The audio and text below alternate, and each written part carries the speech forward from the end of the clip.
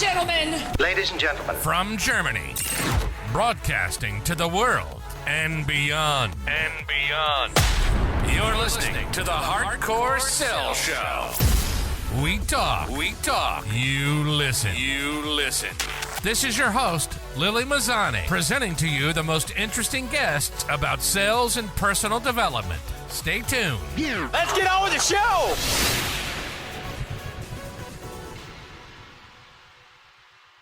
Hello and welcome to another episode of 𝐻eartcoreSales. And today I have a very special guest. She is not only my friend and my own personal accountability partner when it comes to my business. She's also my advisor and my good friend, a best-selling author and a very successful coach in India, Parinita Kothari.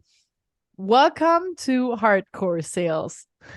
Hi, Lily. I'm really glad to be here for obvious reasons, for being with you, my friend and accountability partner. So here we go. You can ask me anything and I'm all yours. Yeah, go ahead. Great. Yeah. So would you please introduce yourself? What are you up to and what brought you to such a topic? Because you are a burnout coach.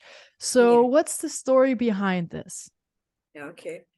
So, Lily, I spent about 17 years in corporate world and very hardcore finance corporate world, structured finance, looking at all asset-backed securities, CLOs, CDOs, the entire, structured finance world for the longest time. And that was very analytical, a lot of power, globe-trotting career, going to various countries and everything. However, while I was, in that career, about 12 to 13 years in that career, I kind of started feeling a lot of fatigue because life, if you see, is a vehicle with four wheels.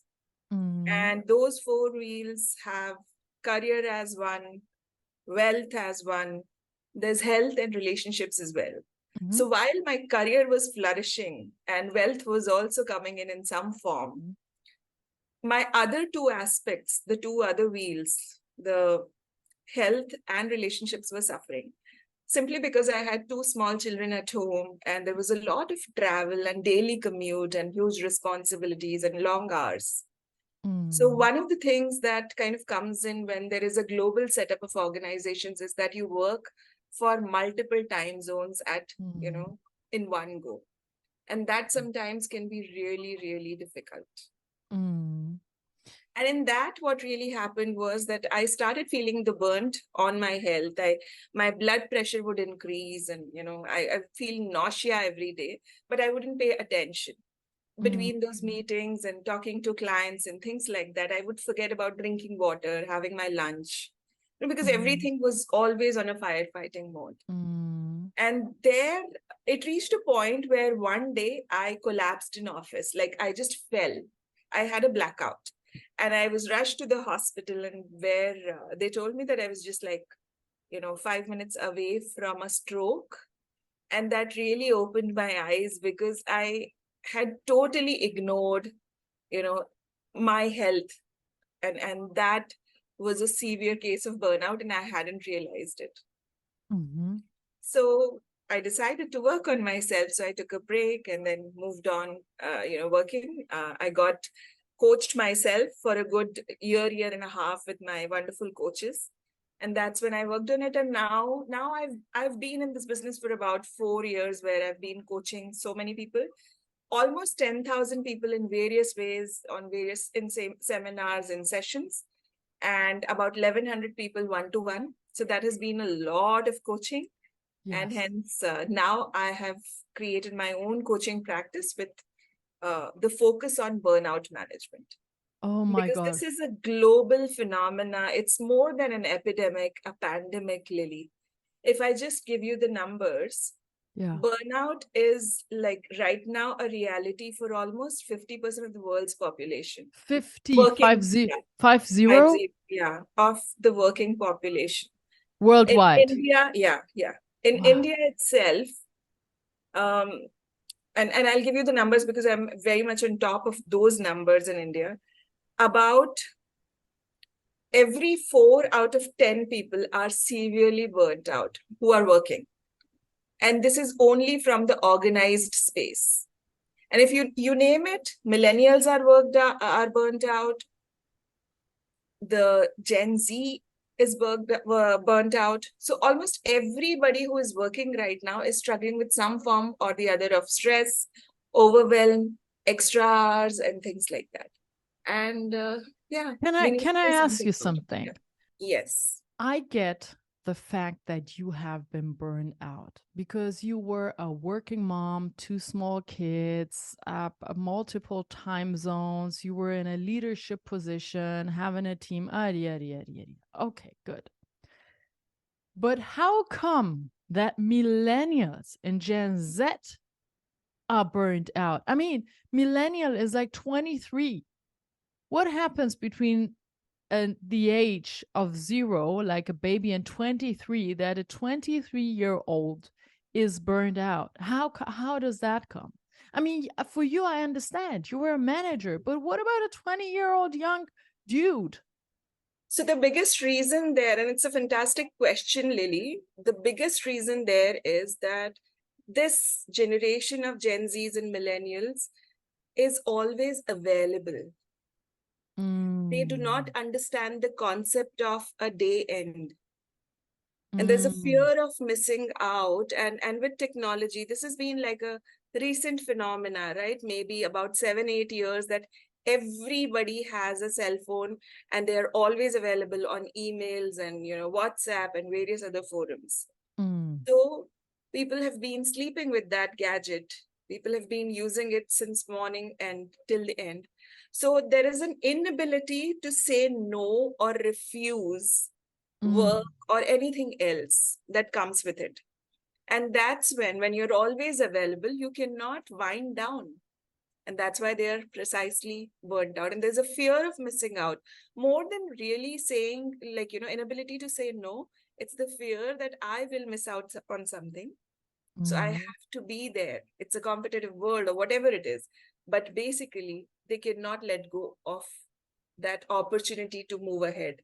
And that's when, everything else pops up. So us as adults and or parents and or team leaders who guide young people and who are in touch with them, we should actually way more promote the aspect of being absent and just leave the phone at home and just go for a walk and go to a gym or do your yoga practice or play an instrument and just leave the phone aside and be not available.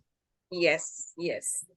So one of the big life skills that should be taught to children from now on is the ability to say no to themselves and to others as well, to themselves more, because all the, aspects or addictions come from what is going on within, right? So the ability to really be observant that, okay, I'm crossing the line when it comes to my own mental health or anything like that the person has to be aware of himself.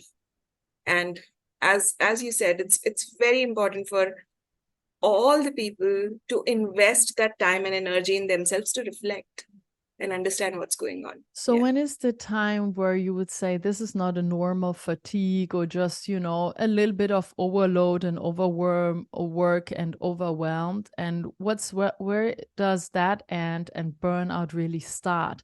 Like, what are the symptoms and signals where one must go, okay, stop now? Obviously you got a very heavy sign of just falling and breaking down, but what if somebody won't break down? What are other signals where one must say, okay, stop, this is a burnout? Yeah, so there are many things, many things. You would see an impact on the performance at work, where maybe there'll be absenteeism, maybe there'll be a feeling of getting detached. You do not want to be around people. You do not find that joy and in being present and being, doing the things that you're supposed to do. So that's the very first thing. It'll reflect on the work. The repercussions could be maybe, getting demoted, getting fired, maybe just like, not really doing good at work. So that is on the work front. But generally, like all signs of depression are related to this, where you may feel exhausted. You may feel that, by the end of the day, you have no energy left. When you see that you're spending more and more time at work, but the focus is really less and less. You're not being present. So there are so many aspects in personal relationships, in professional relationships, when you feel that you're not able to connect with people.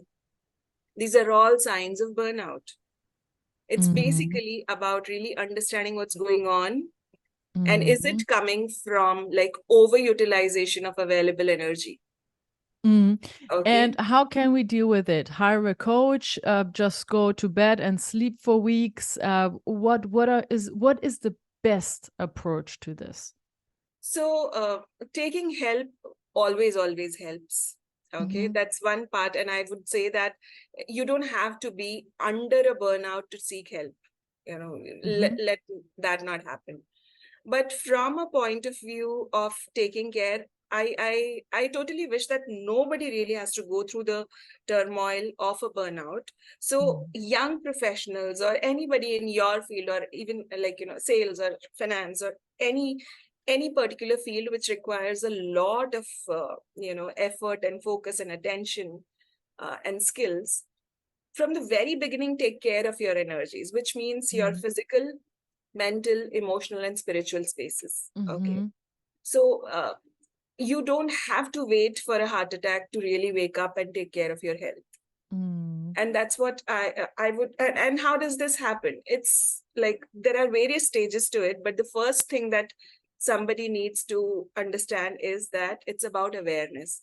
When you become aware of what's going on, like most of the times, people have no idea because they're not paying attention to themselves. So it may be a slight headache, but, you would say, okay, maybe I've not slept well. It may be like, some issues with your gut, but you don't understand it. This was the case with me, that I paid no attention. Whenever I felt that, I said, maybe it's the traffic that I don't enjoy. Or maybe, because I'm feeling anxious, but I have no understanding that it's anxiety. Okay. And when you're in constant anxiety for years, it will show up on the body, right? But I had no idea. So as those who want to work on themselves, those who want a sustainable career and life and a good life, they need to pay attention right now, whether they are in burnout or not. And if somebody is already feeling a burnout, it's time to take action immediately, because this can have any kind of repercussions. Yeah. On so many levels. Yeah. This is what I share always with my coachees. I say we're in the game of energy management. This is all about energy management. Also, when we go out, we do sales, we do hunting, whether it's on the phone or we have travel for our work, because obviously as salespeople, we don't always have the same routines. And I always say you have to manage your energy. It's when it comes down to one thing, it's not even time management, it's energy management. So you manage to manage your own energy and your customer and your whole day in a way that you perform and feel well, because this is not a sprint, this is a marathon. Do you have any advices and tips for people like me who travel a lot? Because we're constantly on the road. So some days we sleep at home, some days we sleep in the hotel, some days we travel by train, some by plane, some by car. And then we don't always have the same time to have enough time to sit down and eat. Also not always enough opportunities to grab a healthy meal. Sometimes it's really, you have to go for a fast food place because there is no other option. So what are your thoughts on this, and how can we manage that the best? Yeah. That's another good question, Lily. So I always talk about a minimum viable plan in terms of exercise, nutrition, and sleep. that no matter what happens, I at least do this much. So on days when you're flying or you're driving a lot, there is at least a bare minimum that you would always do. And that bare minimum has to be easy bare minimum. Let it not be something that is very difficult. So for example, if somebody generally cooks, then on those days, just grabbing maybe something which is very easy, a couple of fruits and maybe an easy sandwich. So you do not really have to do what you end up doing. Or when you end up going to a place where, for outside food, maybe then at that point, just choosing the best out of what is available. These are the choices that you can always make. So on days when you have no time to exercise, maybe just a 10-minute routine, maybe 20 burpees, 20 jumping jacks, or something like that, that will give you that push, and you do not break the cycle. Because what happens with this entire work is, and I've written a book about it, which is basically on motivation, that motivation is temporary and you have to build yourself with consistency. So what really happens is, if there is a big gap, and which is very, very possible in a career like yours, where there is a lot of travel and a lot of uneven schedule and there's no routine for most of the days, it's very important to have something. And also, if that something is not possible, to not go ahead with a 0 or 100 approach. That, okay, if I'm not eating completely healthy, then let me go all out and just kill that's me. Yeah, I kill it. I'm like, okay, so that's the day where I cannot stay with a healthy. Oh, let me get that New York cheesecake. I shouldn't be doing this. So what can I do then? So then that's what. So your minimum viable plan is to, just have that bare minimum at any cost. Okay. And sticking to it. How do I stick to things is that whatever is really, really important is a code of honor. Yes. Right. So we both come from the same mentor. So as our mentor Blair Singer says, that all of us must have a personal code of honor. Yes. So going with that, and every morning, just taking a look at it, writing it down if possible in the beginning, few months. So it gets totally ingrained. And that is what keeps coming back as a reminder that, okay, you're crossing the line. This is not what your code of honor says, right? So yeah, right. And it's okay. See, despite this, there will be days when things will not happen. But the idea is to not be critical. Just dust it off and begin afresh the next time, like next day. Don't wait for Gotcha. the next event, but just start. Because even if it's not 100% right, if you've done 50% right, you've moved forward only. If you keep going back to 0 and minus, then it kind of goes back, right? Where can we find your book? I mean, I know obviously where to find your book, but the audience, and because it's also a bestseller, right? It went from 0 to best-selling a book. Where can the audience find your book? Yes, so my book is available on Amazon right now. I think in India it's available. The physical copy is available. In every other country, the Kindle copy is available. However, the physical copies are also going to come up in a week's time or something. But yes, it is there. The name of the book is Beyond the Spark. The subtitle is Motivation is Temporary and Build Your Deliberate Life with Consistency. By deliberate life, I mean a life which is not a default life. It's a life of choice where you make conscious choices and you move forward. You had a professional career. You started your own coaching business and became very, very successful. So how did you start your sales to reach your customers? So far, Lily, you're aware of my journey. When I started as a coach, I worked with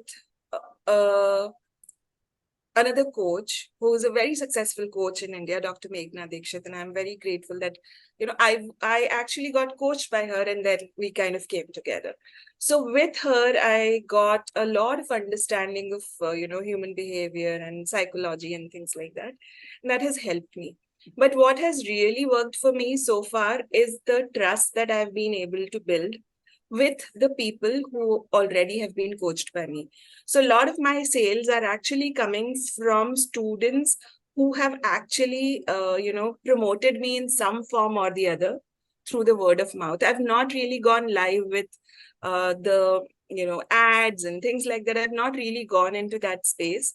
My work has been coming in from all my students who have really been, like, I'm really grateful to have them, because they are like my the people who are raving fans, because one-to-one coaching is something that really helps in building that connection where you can really help them in a big way. So that has helped me move, to bigger, better things. Yeah. So this means you did not do any cold call. You did not do any cold outreach. But see, guys, girls, ladies, and gentlemen who are listening, you don't always have to cold call. It's like just provide value, be in a high zone energy, be in a good vibes, good energy, and really produce results and Yes. have a high quality work. Yes. That's yes. it, right? Yeah. For any person who is into sales, I feel it's very important to be empathetic, to understand, and it's not only about my sale in that transaction.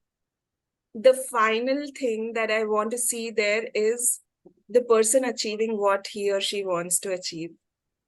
And the money and the sale is only is a byproduct of that connection.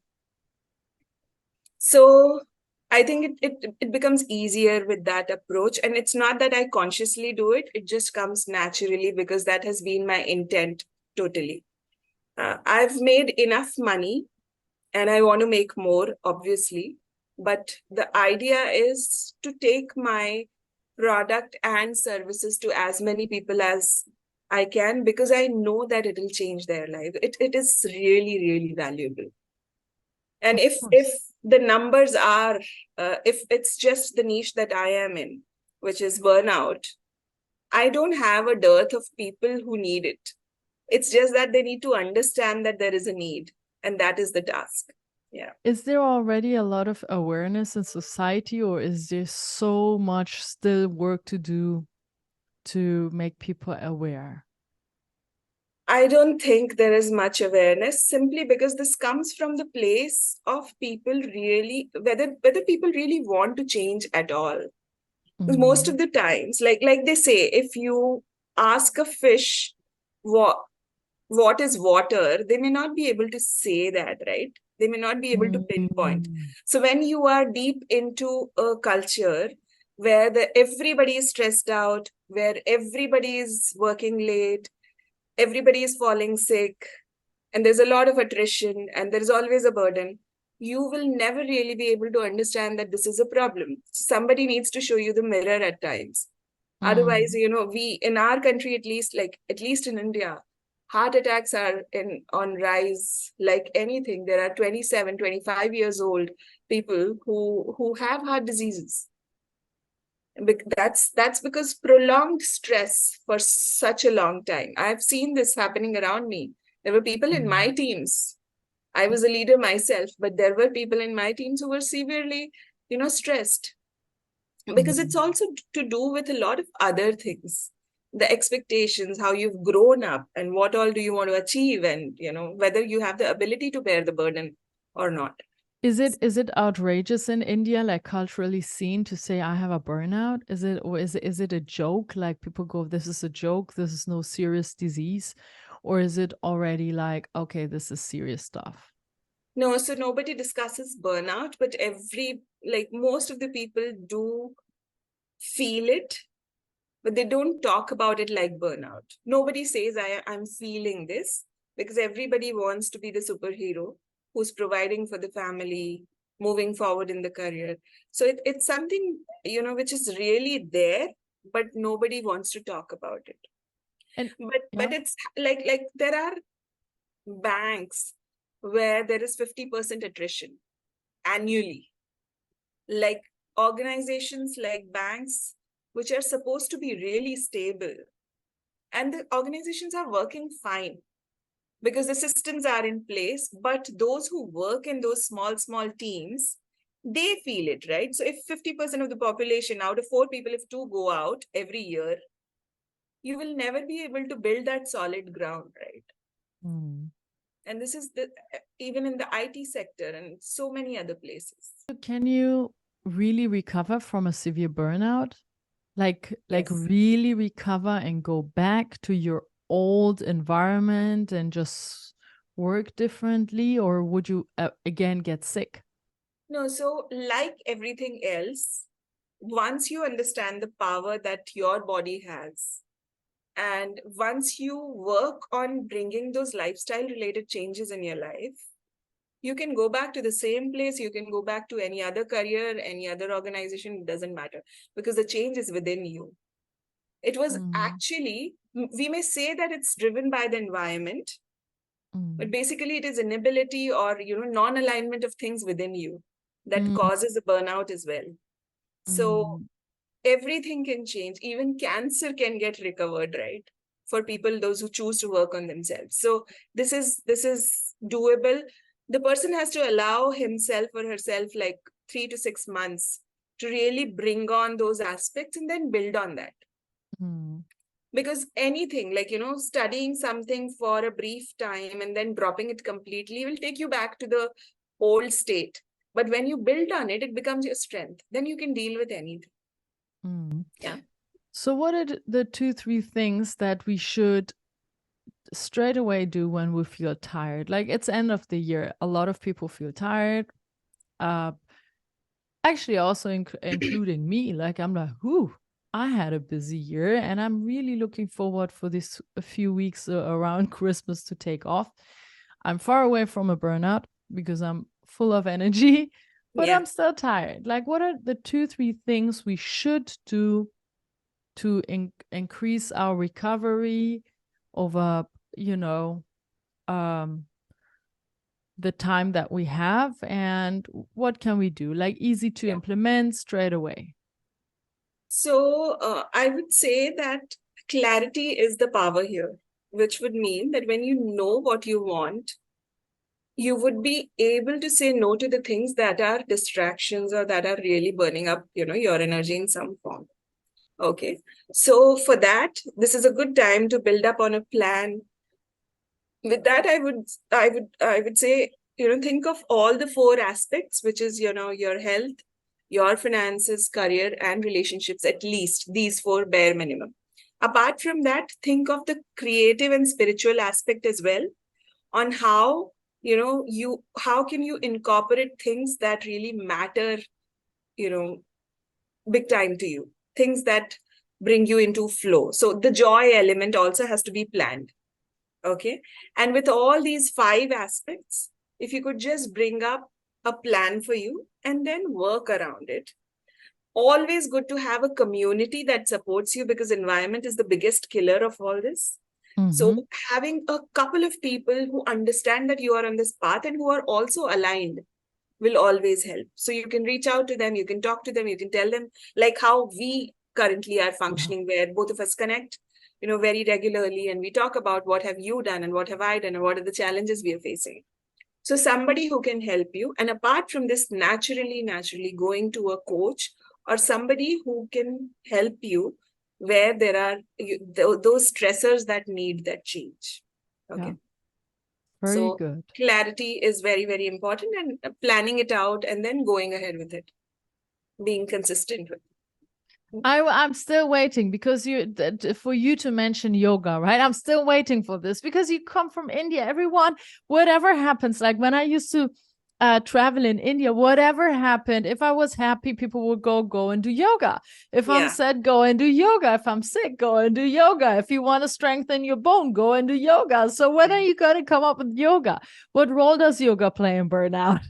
Yoga is a brilliant science, ancient science that that is much beyond just the physical aspect. So all those things that I was talking about, physical, mental, spiritual, emotional, yoga is a combination of both. So like, a lot of people in my workshops and otherwise, they say, so what is, if you were to give me just one thing that would change everything, I would say master your breath. Okay. And yoga is like, has that in a big, big way, apart from all the things. Yoga basically means union, union, mind, body, and soul. Okay. So when all that comes together, naturally, there's no looking back. So bones, gut, intuition, hair fall, everything gets covered in yoga. And basically, what does it do? It brings your focus within you. And see, now that it's becoming so famous and not everybody understands it, but when somebody's following it for a long time, the changes are so obvious. I did like a good 1.5 hours in the morning today. Yoga. You did. The way my body is bending, I feel proud of it because it's taken me some time to reach here, but it happens with everybody. It's just about doing it and like going inside inwards. Very good. Do you do that regularly, yoga? Yes, 3 times at least. Yeah. Wow. Every time 1.5 hours? Yeah, 1.5, little less sometimes. Yeah. Very good. Yeah. Very good. Yeah. With that being said, Pari, thank you so much for taking the time to come and share all your wisdom and knowledge about burnout. And if there is anyone listening here, you can reach out to Pari and I will link her on LinkedIn. So on LinkedIn or Google Pari and you can reach out, also get a consulting session or a coaching session. Just approach Pari and ask her for advices. And also I do obviously recommend your book. It's a best-selling book. You have been working for years on this. Yes. You told me, and congratulations again on having a best-selling book. And thank you so much for taking time and sharing all your experiences and knowledge with us. It's my pleasure, Lily. Always, always. Yeah. Thank you. Thank you. For more amazing content around sales and personal development, follow us on YouTube, Instagram, TikTok, and LinkedIn.